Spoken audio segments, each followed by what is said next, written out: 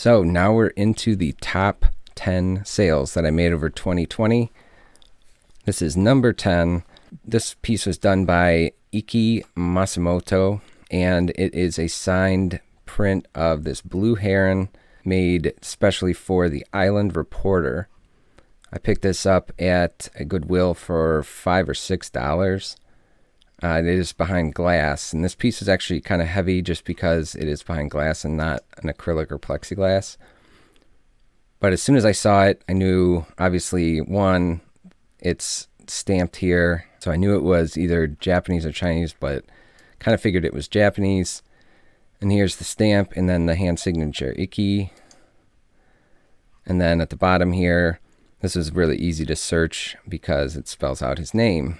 So I was able to do some quick research, but the piece itself grabbed my attention right away, just given the nature of the actual print and that it was stamped and hand signed. So that's always, anytime I find a cool looking piece like this that is hand signed, or especially with some sort of Asian stamp, whether it be Chinese or Japanese or any other stamp like that, I always look further into it. And then it was done in 1985, which is considered vintage.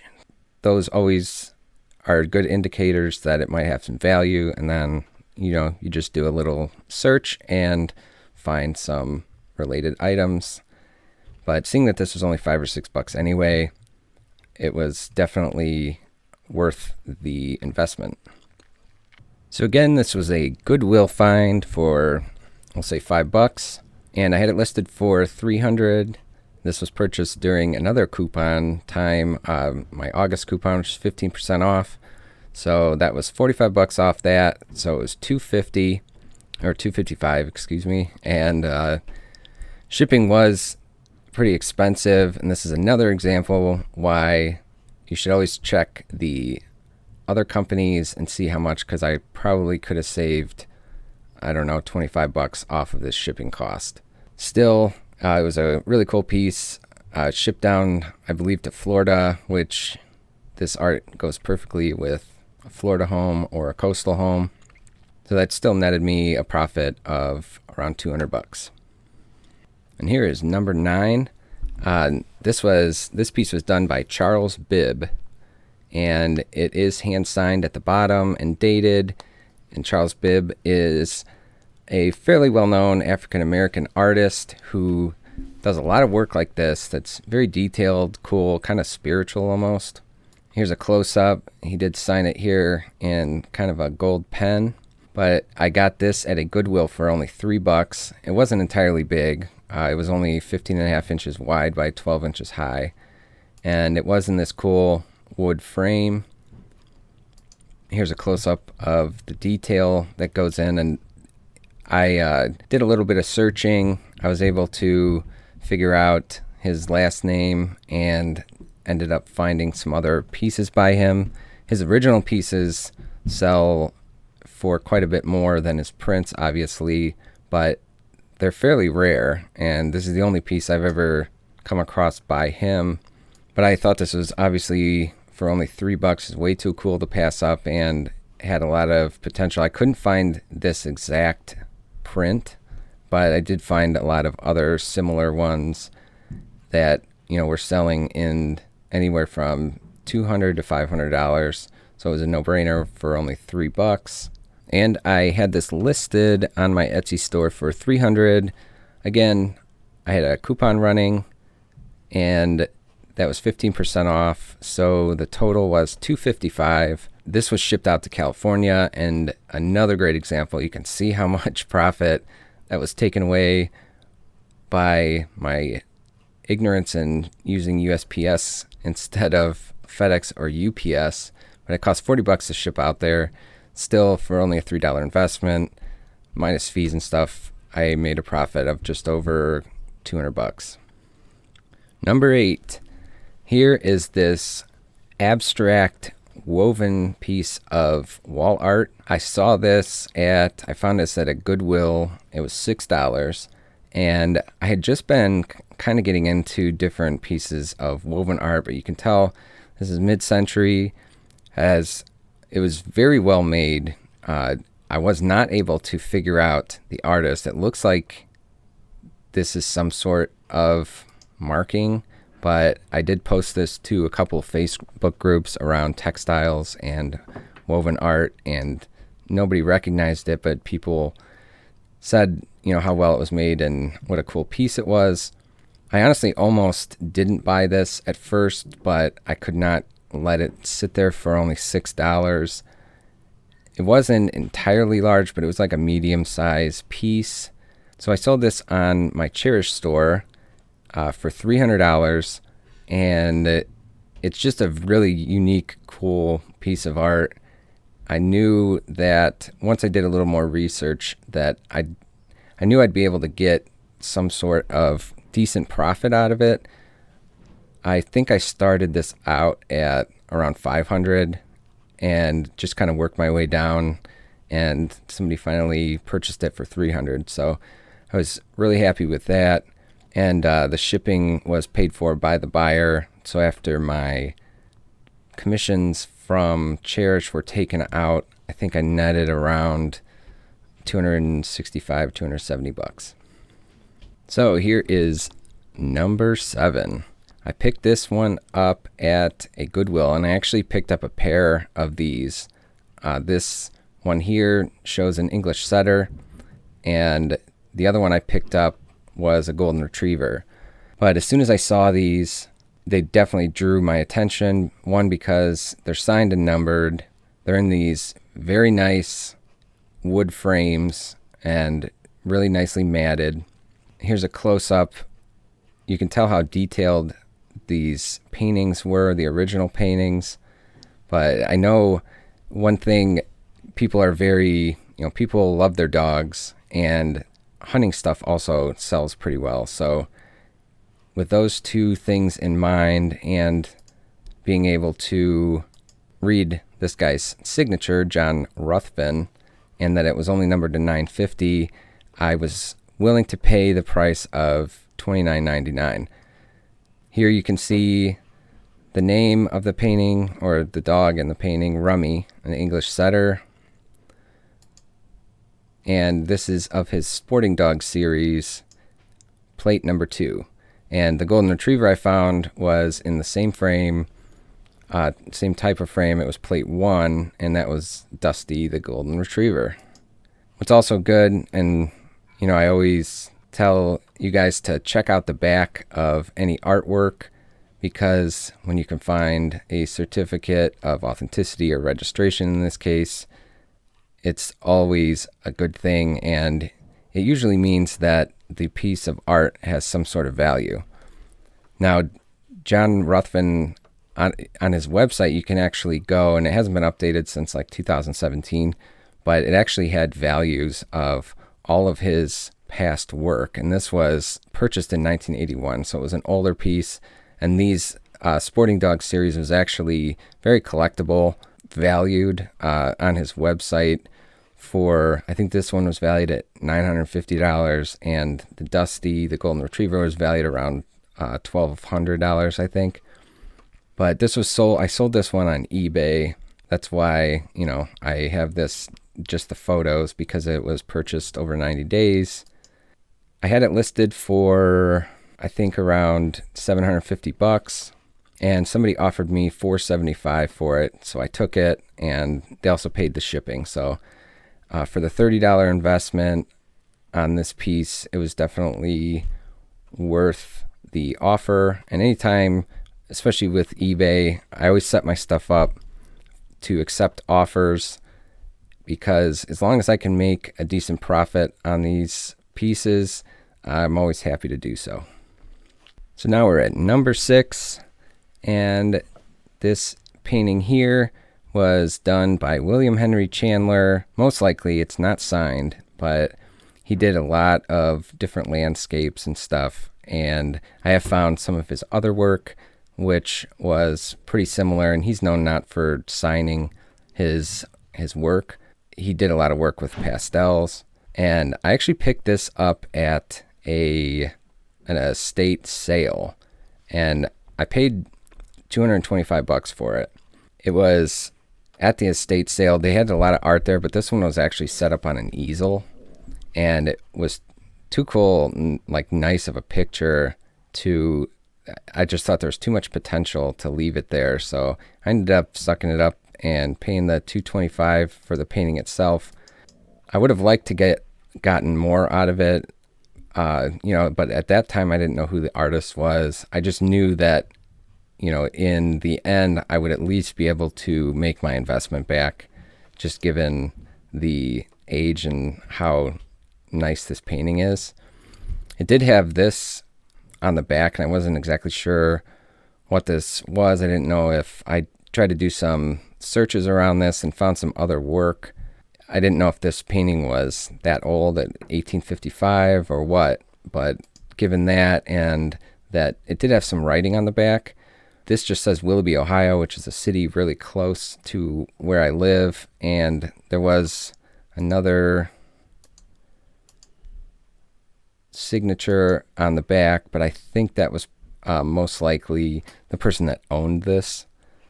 So after doing a little bit of research, I had this priced at $600 plus shipping, and somebody offered me $475 for it. So I just took it. I didn't get as much profit as I would have liked with a $225 investment, but I still I over doubled my money. So that was fine with me, and I knew I probably wasn't going to get much more than that. So I still made, $250 in profit, which is never a bad thing. So we're finally at my top 5 sales of 2020, and coming in at number 5 here is this 1927 Reuben Ward Binks. It is a family portrait of these black lab dogs. I actually found out a lot more about the artist and the dogs in this painting after I made this purchase, but I found this at a Goodwill. It was only $3. As soon as I saw the frame and the way it was framed, especially with this old gallery sticker here from Virginia, I knew that, and then checking out the artwork itself, that it's original painting. I was able to pretty easily figure out what that said. R. Ward Binks, 1927. Also, the date is a good giveaway that this had some value to it.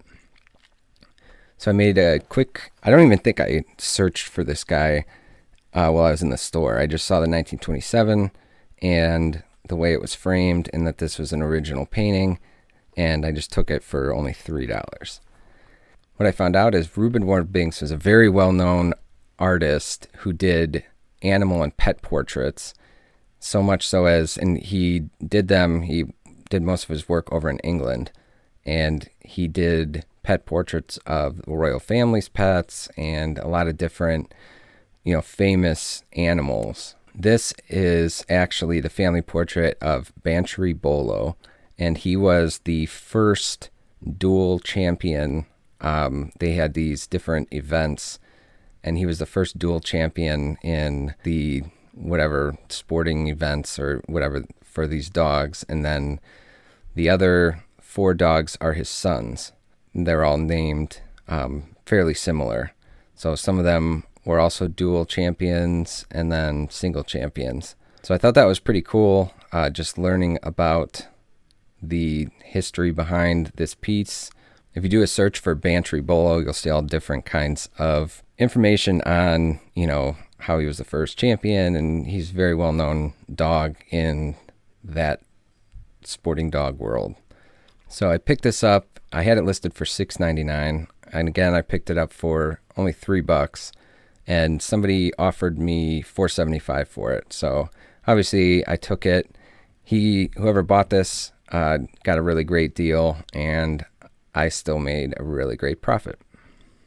So coming in at number 4 is this Campbell Lindsay Smith. It's an original antique watercolor painting, and I picked this up from an online auction at Everything But the House, and I picked this up for about $200.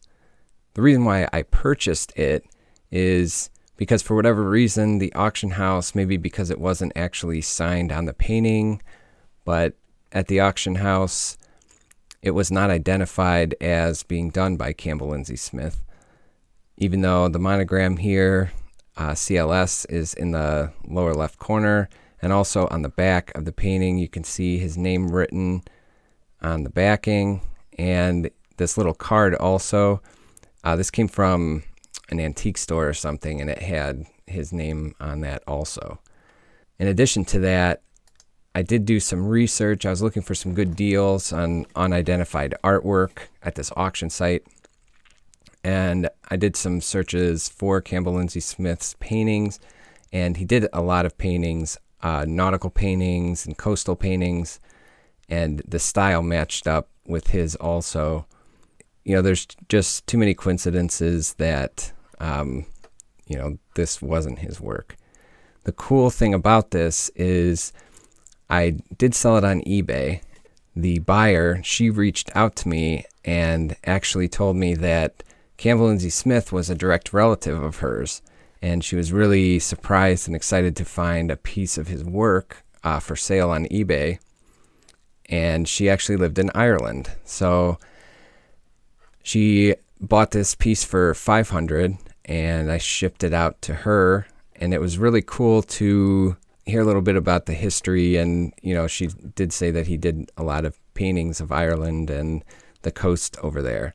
So although I didn't make as much as I thought I would, I originally had this listed more around like 800 or 900, and I just kept dropping it down and then finally sold it for 500. So it was cool to reconnect this piece with a relative of the artist. And here we are at number 3. My third best sale of 2020 were these 2 Chinese hand-carved greenstone foo dog sculptures. These I also showed in another video earlier this year, so I won't get real into detail, but I picked these up at auction, another auction at Everything But the House. I actually got a really good deal on these. I paid just over $100 with shipping for these 2 sculptures. You can see the detail. They're really well done. I'm not exactly sure what kind of stone this is, but they were both pretty heavy and pretty dense. And they do have a lot of detail in the face and on their heads and everything else. Here's a closer look. But I picked these up because I had sold a similar white marble or alabaster sculpture that I found at a thrift store, and I ended up selling that single sculpture for like $300. Seeing these ones, especially since they were greenstone and there was a pair of them, I knew I would be able to sell them over time for a good profit.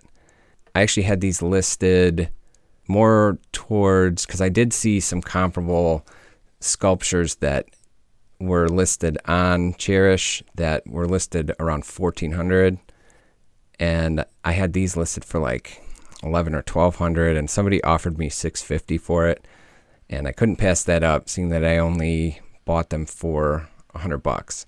So that more than 5x my money. Once you get into buying antiques or paintings or anything like that, so I don't really follow the same profit ratio as I would at the thrift store, where I'm looking to make 10x my money or something like that. With buying at auction, you know what you're getting a lot more than at the thrift store a lot of the time. So making spending $100 and then getting $650 back, you're working with larger amounts of money. So even doubling your profit off of these kind of purchases is great. But in this case, I made even more. So it was a really good find and a good buy.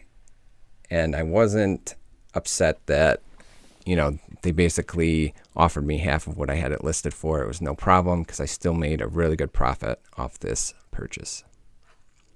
So here, coming in at number 2, this piece here is an 18th century.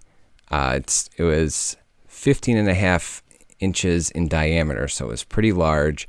And this is an antique Chinese lotus dish from the Qianlong period. The funny thing about this, I found this at a Goodwill. I only paid $3.99 for it.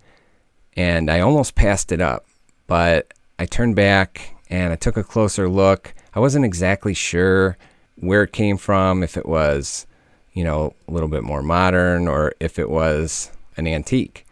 But for only $3.99, and just given the detail in the painting here and, the around the edges, I couldn't leave it there, obviously. So I'm obviously very glad that I picked this piece up. And here's the back. But this was a rare but awesome find at Goodwill. I actually had this listed even more than what's showing. I had it listed for around $2,000 because I had seen some similar pieces that sold at auction for in the $1,500 to $3,000 range. They weren't plates like this, but they were lidded jars or a pair of lidded jars.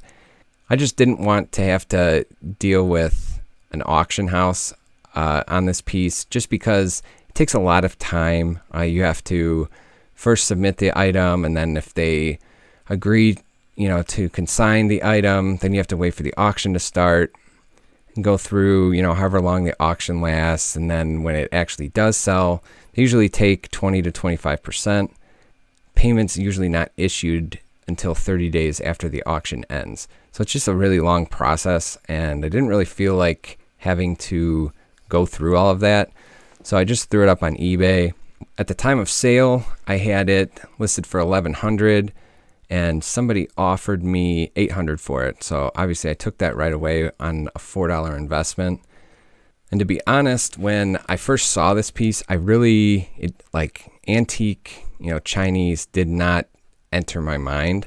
But after doing some research and also using some image searches, I was able to find, some similar pieces with the same painting style of this, this pink lotus and the gold border and different flowers here. And then, you can narrow down your searches from finding, those similar images. And that's where I found, some other pieces of this. What was really surprising about this piece is the condition it was in. It was in such great condition that, I couldn't even, just from looking at it, I couldn't tell nearly how old it really was. So that was pretty cool. It was a super rare find and one of the more profitable sales that I've had. And finally, we are at the NumberOne sale I had in 2020. And if you follow my channel or have been watching some of my older videos, I know I mentioned this before. This piece here I picked up at an estate auction that was actually super close to my house. I saw this in the previews. It looked like an awesome painting to me. And you can tell even by, this picture, it's not even close up, but you can tell it's an original oil painting. You can see the different textures. And the first thing I noticed was, obviously it's signed. It was not identified on the preview of the auction. Here's a closer look at it. It was in very good condition. And here's an up close view of the signature. So when I saw the signature here, first I thought it said Merman, but I tried some different searches and finally came up with the artist Leonardo Neerman. And I found a bunch of listings of his work, and they were all valued between $1,000 to $3,000.